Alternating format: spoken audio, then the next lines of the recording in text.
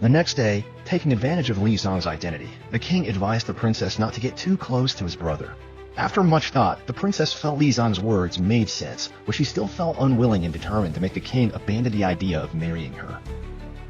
The princess then came up with another plan and asked the king to bring her relatives from her natal family. This was against the rules of the Huasho tribe, but the king agreed to make her happy. Later, the king, accompanied by his personal bodyguard, left the boundary and tried to fulfill his promise. However, he encountered Ma Yingxiang, the army general of the Daxia kingdom, who was already searching for the princess.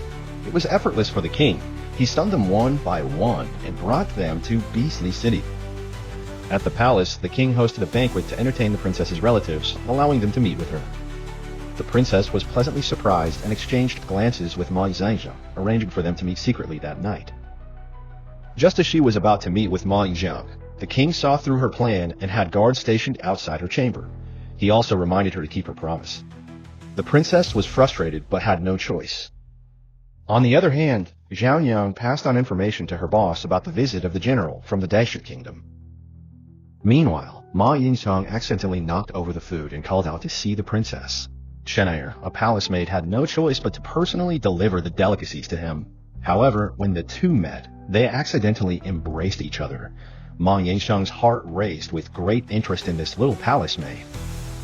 The princess quietly went to Ma Yingxiang's place to plan their escape. But just as she spoke, the king's personal bodyguard and the princess's personal maid showed up. The princess and Ma Yingxiang sat facing each other, pretending to be sad and shedding tears. As part of the plan, the princess went to the king and told him that Ma Yingxiang was unhappy about staying and requested that he be returned to the Daxia kingdom. The king agreed. A lady disguised herself as Chun'er the palace maid intentionally approached Ma Yingxiang, claiming to have a way to help him and the princess escape. She handed Ma Yingxiang a bottle of soft tendon powder and signaled him to drug the king, thereby gaining time for their escape. The morning that Ma Yingxiang is set to return to the Daxia kingdom arrives, and the princess hides inside his suitcase, intending to follow him. The king decides to send guards to switch the suitcase. Meanwhile, while the guards are trying to take the suitcase containing the princess to the king's chambers, they are attacked by Sui, disguised as Chun'er again.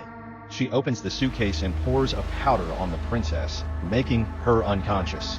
If you love this story, hit the subscribe button for the next part.